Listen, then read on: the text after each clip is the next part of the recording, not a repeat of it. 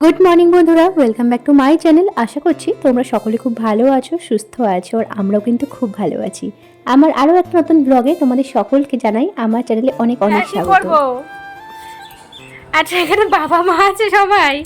মিঠি কোনটা? মিঠি দেখি, মিঠি ওটা মিঠি না, ওটা বাবাকে এঁকেছি। এরকম উৎসাহ পেলে আমি আরো আঁকতে চাই। এটা মিঠি। অনলাইন থেকে না এই যে এই স্কার্টটা আমি অর্ডার করেছিলাম, আর মিশো থেকে কিন্তু অর্ডার করেছিলাম, আর একটা টপও অর্ডার করেছি, তবে সেটা আজকে আর আসেনি। এই যে এই স্কার্টটা চলে এসছে, মানে ভাবতে পারিনি মিশো থেকে এত ভালো একটা জিনিস আসবে। আমি কখনো মিশো থেকে কিন্তু তেমন একটা কিছু নিইনি, তবে এই ফার্স্ট টাইম নিয়েছি, খুব ভালো এসেছিল। নাক ডাকা আমার বাবা কেমন করে নাক ডাকে? কেমন করে নাক ডাকে?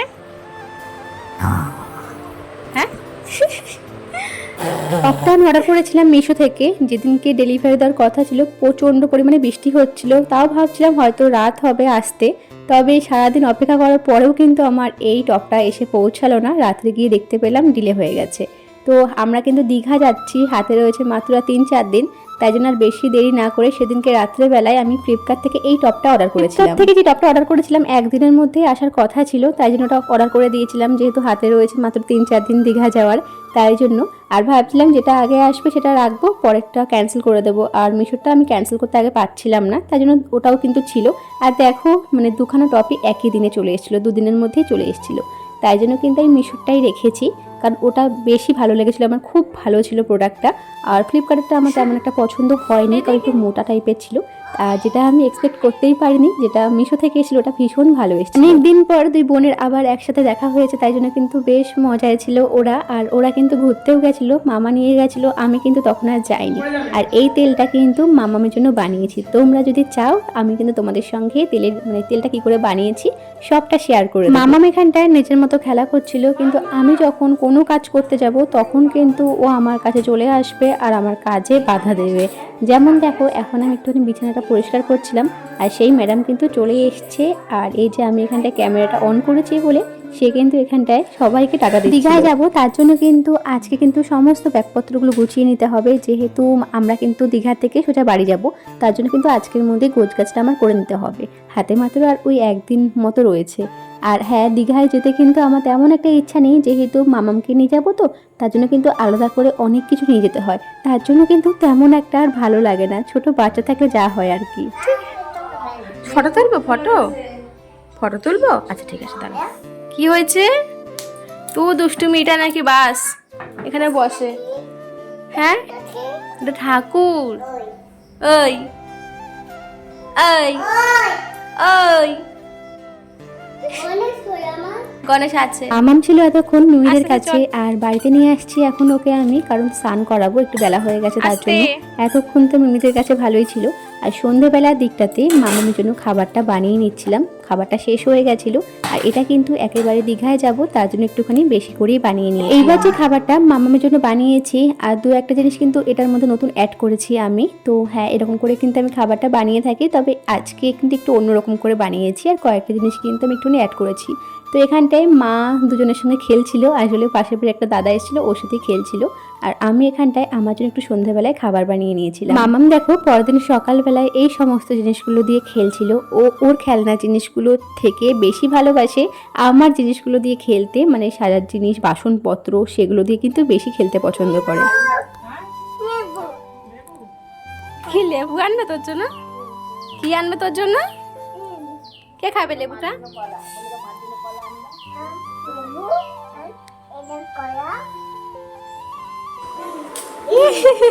কি করছিস তোরা? আজকে রাত্রেবেলায় মামামকে নিয়ে একেবারে দীঘা হয়ে দুদিন পরে বাড়িতে চলে যাব। আর সমস্ত ব্যাগপত্রগুলো কিন্তু আমি সন্ধ্যাবেলার মধ্যেই গোছগাছ করে নিয়েছিলাম। মামাম ছিল এখানটায় মায়ের সঙ্গে বসে, আর মামামকে নিয়ে কিন্তু এই নিয়ে 2-3 বার আমরা ঘুরতে গেছি, তবে তেমন একটা প্রবলেমে পড়তে হয়নি ওর খাবার নিয়ে।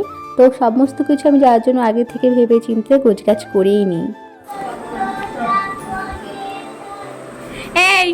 এই টাকা মিঠির জন্য তোর কষ্ট হবে সত্যি?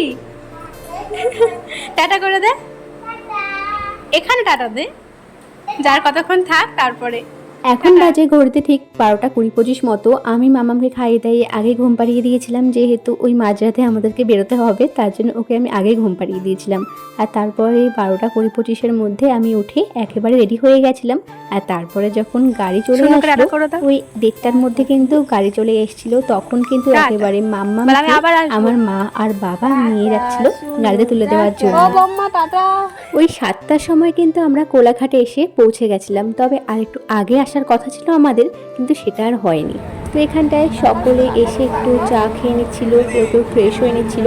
আর দেখো মামাম কিন্তু একটু ঘুম থেকে উঠেছিল, আর বাসে তেমন একটা ওর ঘুম হয়নি। তারপরে রুমে আসার পরে মেয়ের সমস্ত খেলনা আমি ওকে বার করে দিয়েছিলাম, আর ও নিজের মতো একটু খেলা করছিল। হ্যাঁ, ভিডিও করব, বাবা আসুক।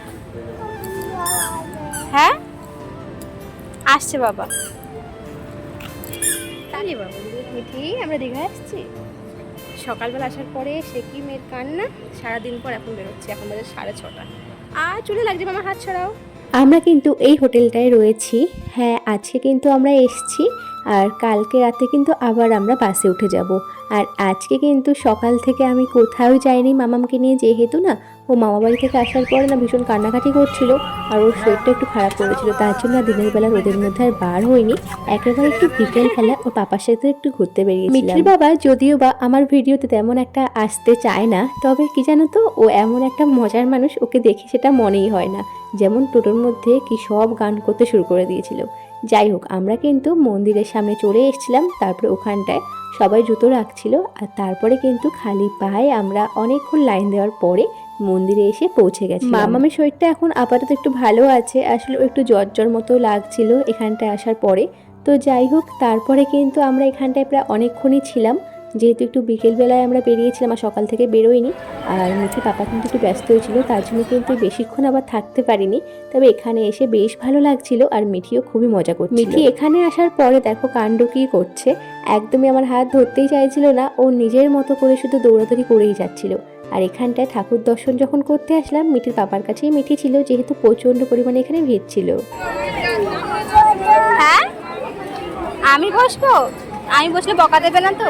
আমাদের সঙ্গে কিন্তু কম বেশি বাড়ির লোকও গেছিলো, তার জন্য কিন্তু মিঠির পাপা একেবারে ওদের সঙ্গে আমাকে দেখা করিয়ে দিয়েছিল, যেহেতু ও একটু ব্যস্ত ছিল তার জন্য। আর তারপরে কিন্তু ওদের সাথেই একেবারে আমি রুমে চলে এসেছিলাম।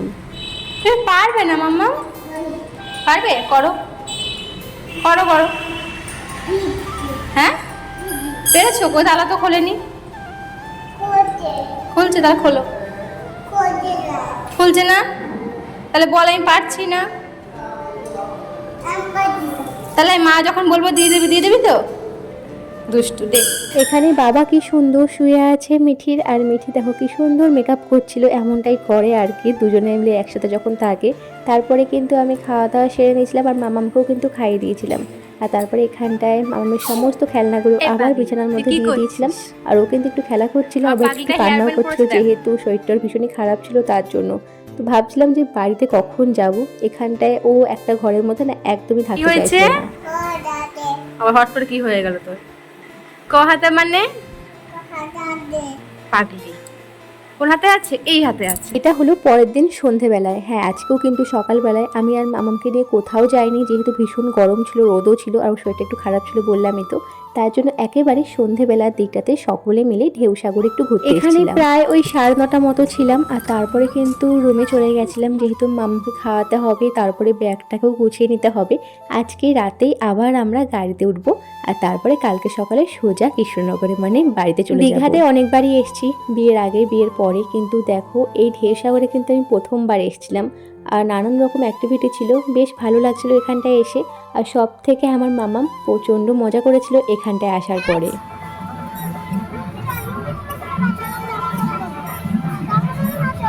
এখানটায় অনেকক্ষণই ছিলাম, আর তারপরে একটু যাওয়ার ইচ্ছে ছিল অন্য জায়গায়। তবে কি বলতো, ওই 9টা মতো বেজে গেছিলো, রুমে যাওয়ার কথা ছিল। আর ওখানটায় গিয়ে তো সবাই ব্যাকপ্যাকিংও করবে, খাওয়া দাওয়াও সেরে নেবে, তার জন্য আর আমরা এখানটায় থাকিনি, একেবারে টোটো করে আবার চলে গেছিলাম হোটেলে। তাড়াতাড়ি কর, এক্ষুনি গাড়ি ছাড়বে আবার। কি চাল দিয়ে খেলছো? আচ্ছা, আমরা এখন দীঘা থেকে চলে যাব। ও মিঠি, দীঘা থেকে চলে যাব মা। দেখো, আমাদের কিন্তু সকলের খাওয়া দাওয়া হয়ে গেছিলো, মামামকেও কিন্তু খাইয়ে দিয়েছিলাম। আর হ্যাঁ, ওই 12টা 15 মতো কিন্তু আমাদের গাড়িটা ছেড়েছিল।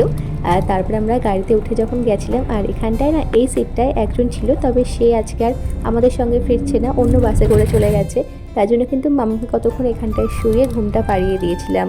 আসার সময় যে পরিমাণে আমাদের কষ্ট হয়েছিল আসতে মামামকে নিয়ে, মানে হঠাৎ করে সবাইকে দেখেছিল অনেকদিন পর, তবে যাওয়ার দিন তেমন একটা কোনো রকম অসুবিধা হয়নি। এই প্রথমবার মিঠি বাসে এতটা পথ জার্নি করলো। তবে আন্দামানেও গেছিলাম, ওখানে না এতটা কষ্ট আমাকে করতে হয়নি, যেহেতু মামাবাড়ির সকলে গেছিলো, ও সকলকেই চেনে, তার জন্য কিন্তু আমাকে তেমন একটা কষ্ট করতে হয়নি। তবে দীঘাতে ও না তেমন কাউকে চিনতে পারছিল না, আর ওর ভালো লাগছিল না, যার জন্য কিন্তু একটু আমাকে কষ্ট করতে হয়েছে, একটু না অনেকটাই। তবে যাই হোক, মোটামুটি দিনগুলো পার করে ফেলেছি। আর আজকে মানে বাড়িতে যখন আমরা আসলাম বিকেলবেলার দিকটাতে, মামামকে নিয়ে একটুখানি বাইরে ঘুরতে গেছিলাম। তো চলো, ব্লগটা আমি এখানটা এন্ড করলাম। দেখা হচ্ছে নেক্সট ব্লগে। টাটা।